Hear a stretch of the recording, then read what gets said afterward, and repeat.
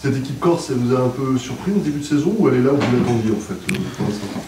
Il y a eu beaucoup de mouvements au niveau du Sporting Club de Bastia, donc une équipe à reconstruire. Ils ont perdu pas mal de joueurs, mais leur recrutement a été très pertinent. Il faut un très bon début de saison, puisque c'est une équipe qui est devant nous aujourd'hui avec 12 unités. Ils ont fait des très bons matchs à domicile, une équipe qui met beaucoup d'engagement. À l'extérieur, ils ont gagné qu'un seul match, c'est à Martigues. Ils ont perdu leur dernière sortie contre Dunkerque, donc ça reste une équipe très cohérente avec des joueurs qui sont très performants en ce début de saison. Pas tout à fait le même visage quand même, vous dites domicile extérieur, ils ont moins de... Il y a moins cette grinta habituelle. Alors la grinta est liée, puisque pour avoir vu les matchs à l'extérieur, il y a toujours cet engagement qui est présent avec une faculté de chercher vite la verticalité, donc beaucoup de méfiance. Et nous, l'idée, c'est de rester comme on est sur les matchs qu'on a débuté ici depuis le début de saison, c'est-à-dire remettre encore une fois de plus les mêmes ingrédients. Voilà, aujourd'hui, on est pour une équipe dont l'objectif est de jouer le maintien. On est dans les clous, voilà, et l'objectif, quand on parle de maintien, c'est aussi de maintenir l'état d'esprit qui fait que on est en capacité de performer demain soir. Est-ce qu'il y a deux visages aussi, domicile extérieur pour le Alors, j'attendais cette question. Alors, il se trouve que là, demain, on joue à domicile, donc j'espère que ça sera le véritable visage du Pau FC. En ce qui concerne les matchs à l'extérieur, il y a bien sûr des réflexions à avoir sur nos entames de match. Mais là, en l'occurrence, on reçoit, donc l'objectif vraiment, c'est d'emballer le match et de mettre, encore une fois, je vous le dis, les ingrédients nécessaires pour pouvoir emballer le match, c'est-à-dire l'intensité, sur le plan athlétique, faire beaucoup d'efforts, et quand on est capable de faire ça, on sait qu'on peut jouer. Tu leur as remis la cassette de Lorient au DVD maintenant? Même pas une clé USB, ça s'appelle. Non, on a fait simplement, comme on était dans une semaine à 3 matchs, on a fait plusieurs séances vidéo par rapport aux matchs qu'on a fait sur certains domaines dans lesquels on veut appuyer dessus pour faire en sorte de bousculer cette équipe bastiaise. T'as dû avoir un changement subi de système la semaine dernière, puisque tu n'avais plus de latéraux, donc tu as été un peu forcé, contraint de passer à une défense à 3. Le résultat est peut-être par là. Est-ce qu'il y a des choses qui t'ont mis des doutes? Parce qu'on sait que l'année dernière, tu as souvent utilisé des systèmes différents. C'est la première chose que j'ai dit aux joueurs dans ma prise de parole. C'est un match, parfois, ça peut être un problème d'organisation parce que tactiquement, l'adversaire nous met à mal. Mais là, sur le match de Laval, si on avait été dans les mêmes dispositions dans une autre organisation, le résultat aurait été le même. Si on compare les deux matchs de la semaine dernière, sur un match, on a fait pratiquement 120 km, sur l'autre, on en a fait 108 ou 109. Donc, automatiquement, il manquait certaines choses. Alors, peut-être un manque d'essence, un manque d'énergie, mais en tout cas, l'énergie et l'essence, de temps en temps, il faut aller les chercher dans le mental. Un petit mot, alors c'est paradoxal, enfin c'est particulier, pardon, parce qu'il revient de blessure sur Bingo Camara, ouais, qui a été nommé capitaine en début de saison, ouais, qui pour l'instant, sur les matchs qu'il a disputés, est un peu en dessous de ses standards en pourcentage d'arrêt. Ouais. Quel regard tu portes là-dessus? Comment tu le sens? Qu'est-ce que tu attends de lui? Alors là, effectivement, c'était un match de reprise la semaine dernière. Bien entendu que Bing, au-delà du fait qu'il soit capitaine, c'est surtout son potentiel de joueur qui est important. Et effectivement, on sait qu'il peut faire de performances plus abouties. Alors après, il sort d'une indisponibilité, dont là l'idée c'est effectivement, mais c'est valable pour Bing, mais c'est valable pour tous les autres joueurs, quoi. L'idée c'est qu'il soit être à 100%, mais aussi être en capacité de temps en temps même de surperformer, c'est-à-dire d'arracher des points, comme le demande un attaquant. Et je suis persuadé que Bing, une fois qu'il pourra enchaîner les matchs, ça sera un élément moteur et un élément déterminant dans nos résultats.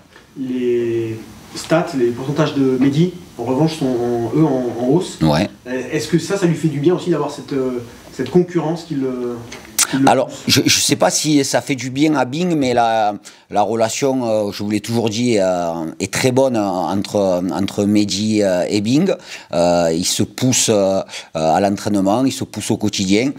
Donc l'intérim de Mehdi a été un intérim de grande qualité, dans des conditions très particulières, que je n'évoquerai pas avec vous, mais dans des conditions très particulières, lui sur le plan personnel. Et donc, une fois, par rapport à ça, il a montré le caractère qu'il pouvait avoir. Et effectivement, Bing peut se nourrir de Mehdi, mais Mehdi aussi peut se nourrir de Bing. Et c'est comme ça qu'on arrive on parle d'émulation, mais c'est comme ça qu'on arrive aussi à permettre à des joueurs d'être toujours plus exigeants dans la performance.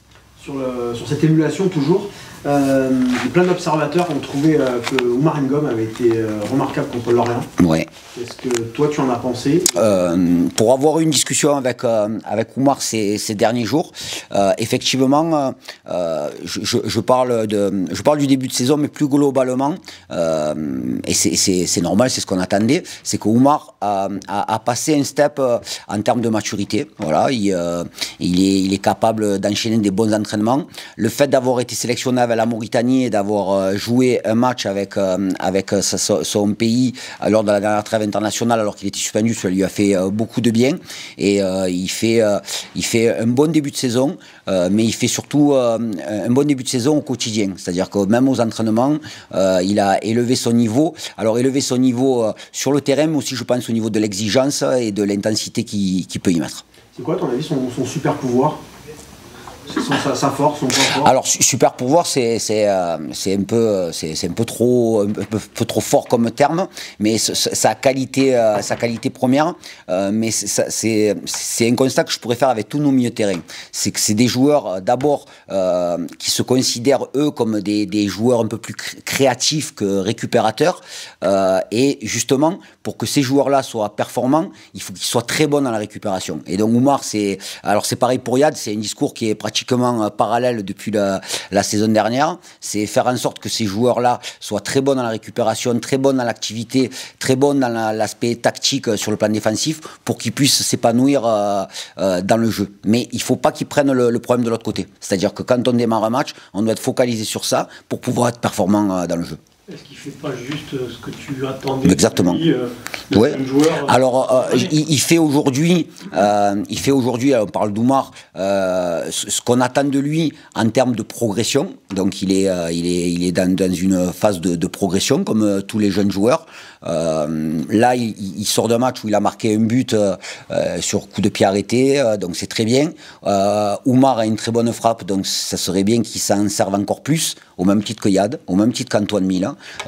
Donc c'est des jeunes joueurs où il faut, dans ce championnat, et au plus on monte, au plus il faut élargir sa palette. Mais dans un premier temps, ce sont des joueurs à vocation, même si c'est en aucun cas c'est péjoratif, à vocation défensive. Voilà, ils sont là pour assurer l'équilibre, pour récupérer des ballons et pour faire la courroie de transmission entre les lignes du milieu et les lignes d'attaque. La ligne d'attaque. Justement, par rapport à cette notion d'équilibre, tu disais tout à l'heure que Bastia c'était une équipe qui se projetait assez rapidement vers l'avant. Est-ce que du coup c'est un point sur lequel tu as appuyé un peu plus que d'habitude? Non, c'est... L'équipe restera assez offensive. Non, l'idée c'est de continuer à faire du jeu, mais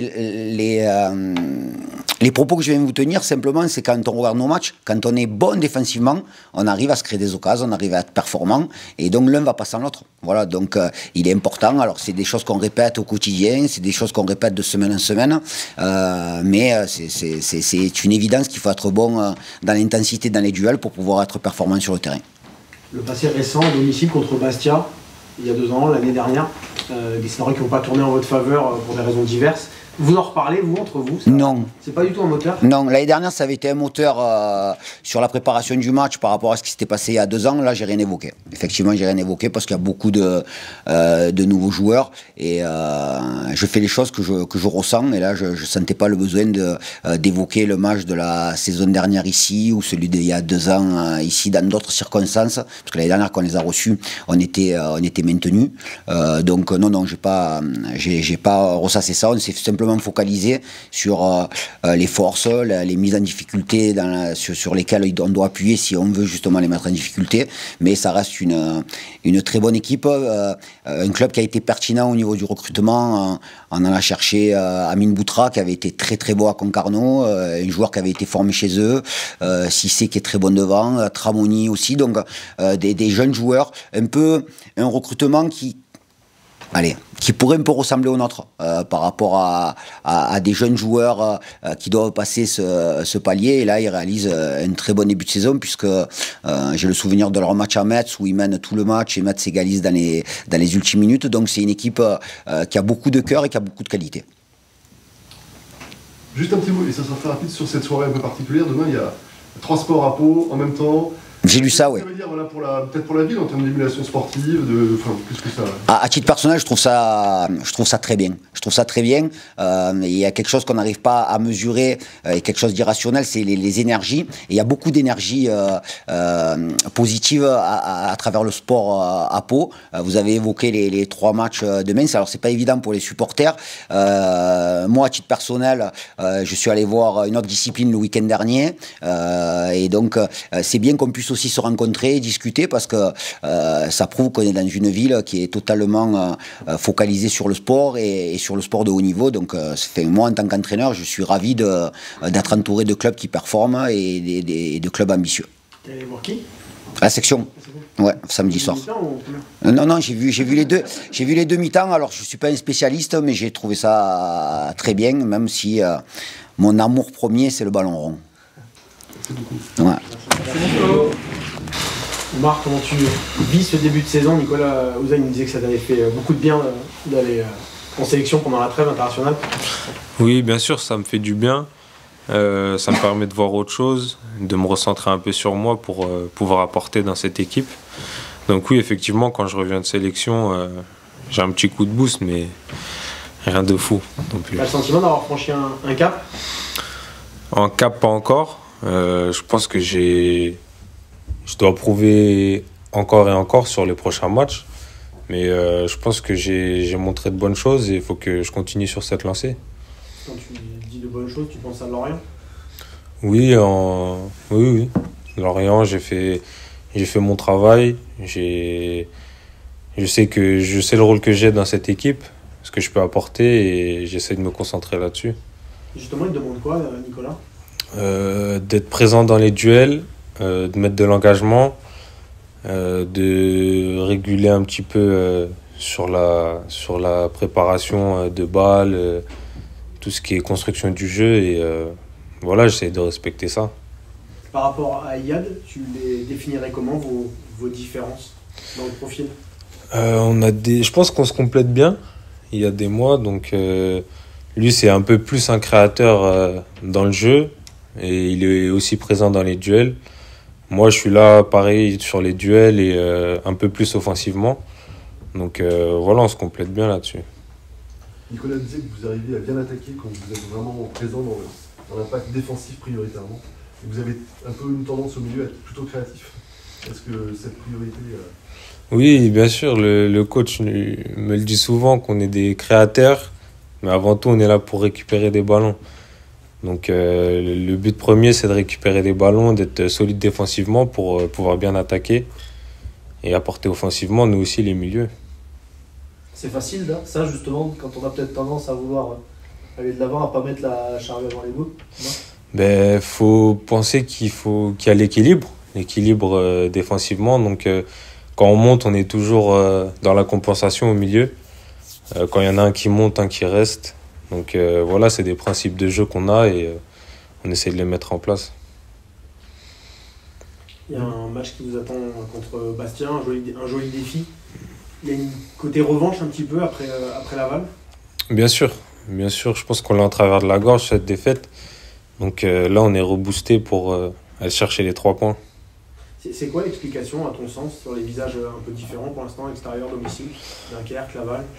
Je ne saurais pas vous dire ce qui change vraiment. On fait les mêmes préparations, on est déterminé tout autant. Donc je pense il y a eu des faits de jeu et on n'a pas été présent sur sur certains aspects du jeu qu'on met à domicile d'habitude. Donc là, maintenant, on se focalise sur les prochains matchs et on va réguler ça surtout. Les ingrédients, justement, pour répondre à ça, ils collent avec le fait de vous attendre à la relance et à réaction, justement, après une défaite. Non. Oui, on va attaquer les prochains matchs avec un esprit revanchard. Donc voilà, on va mettre de l'engagement et c'est le but premier déjà pour ramener des points surtout. Vous êtes fixé un petit défi là avec cette série qui est à domicile qui est pour l'instant faite. Est-ce que vous parlez de ça dans le groupe ou pas du tout? Non, pas vraiment. Nous, on est une équipe qui prend les matchs un par un. Donc là, on a Bastien en tête. Et voilà, on pense qu'à ce match. Et après, on verra pour la suite. Mais là, l'objectif, c'est demain faire un gros match et ramener 3 points. Tu pars en sélection après pendant la trêve? Oui. Vous jouez qui? On joue l'Égypte. Aller-retour. C'est sympa. Ouais.